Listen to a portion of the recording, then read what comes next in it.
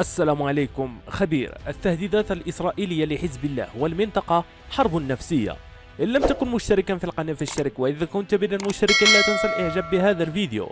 أكد الخبير العسكري المصري اللواء محمد الشهاوي أن تهديدات إسرائيل بإعادة لبنان 50 عاما للوراء إن هاجم حزب الله تأتي في إطار الحرب النفسية ضد الدول المحيطة بإسرائيل.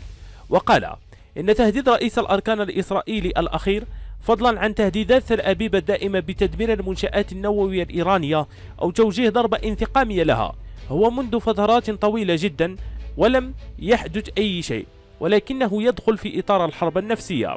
وأضاف في حديث خاص لإرتي: الولايات المتحدة الأمريكية بالرغم من العقوبات الكثيرة على إيران لم تمنعها من أن تقوم بتطوير برنامجها النووي والطائرات المسيرة والصواريخ الباليستية، وبالتالي أن الحرب هي بلا حرب ما بين الولايات المتحدة الأمريكية وبين إيران.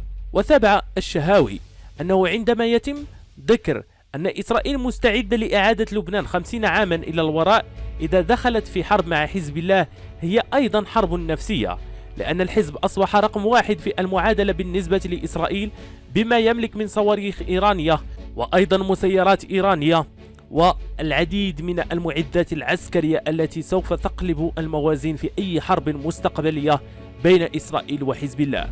في الأخير، إذا كنتم من المهتم بهذه النوعية من الأخبار لا تنسوا الاشتراك لتتواصلوا بالجديد، وشكرا.